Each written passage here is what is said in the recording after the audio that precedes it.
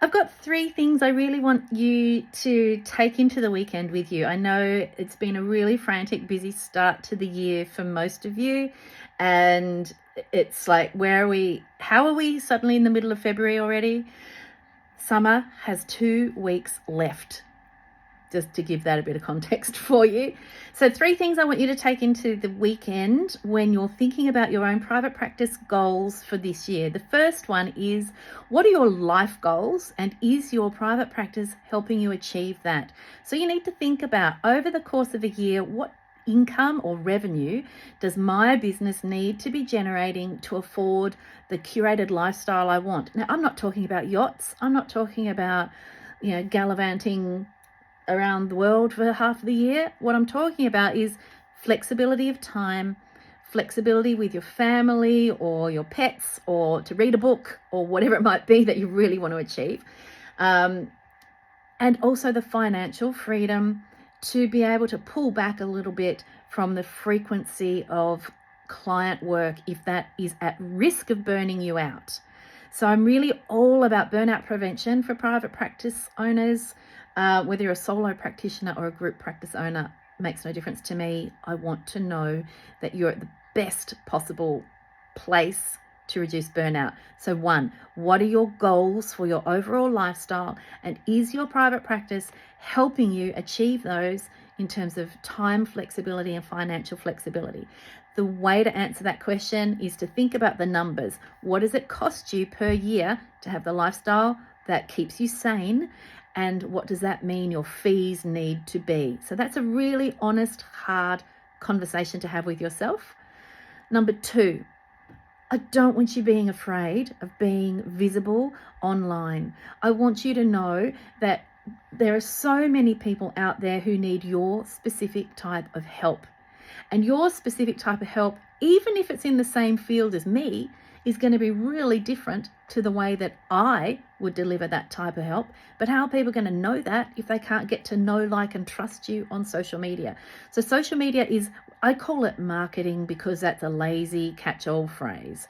But really, as a mental health professional, it's psychoeducation on a grand scale. That's what I'm doing now. I'm educating on a grand scale, not trying to sell you something, even though it falls under the banner of marketing. It's about psychoeducation or community education, whatever you want to call it, on a grand scale. So talk about the things that you find most helpful. Talk about the things that you most frequently hear yourself telling your clients.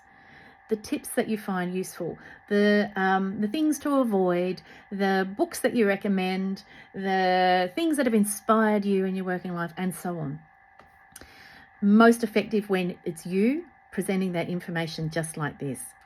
Little bit of a chat, to camera, comes across as a reel on social media. Ta-da, the algorithm will love you. Takes 5 seconds. Okay, the third thing I really want you thinking about over the course of the weekend and into all of this year is simply this. Am I fulfilled? Am I fulfilled in my role? If I'm not fulfilled, is it because of the type of clients that I'm seeing? Have I sort of been shoehorned into a clinical load that isn't in my interest area? Or have I been shoehorned into a level of complexity that is too much for me, or that I just don't have the bandwidth for anymore? Or am I not fulfilled because I'm not earning enough to justify the amount of emotional and mental load I carry? You might only be seeing clients 1 or 2 days a week, but you're thinking about them all the time. You're having ideas about the next session. You know that the mental load you carry as a mental health professional is unpaid work. So am I unfulfilled because of my clinical load or because of my mental load, and that my financial situation isn't compensating me for that? Or am I unfulfilled because I'm not backfilling the rest of my life with things that give me joy? So many of you know I'm also a writer, and that just, I don't know, I can't find the right phrase for it, but it's like it washes my brain clean when I'm writing. Stress disappears. I'm in a world of my own, and it just brings me so much joy. I've started gardening this year, and I can tell you I'm bragging about the flowers because that brings me joy, and these are things that help me feel fulfilled as a whole person. And I'm not even talking about the joy that my family brings me, because of course that goes without saying.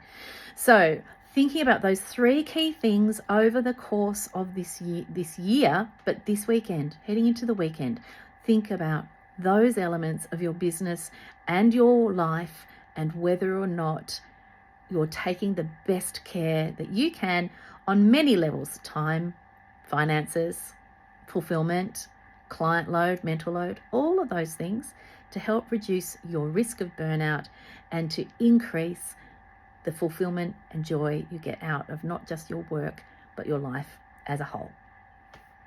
Take care. I'll talk to you soon.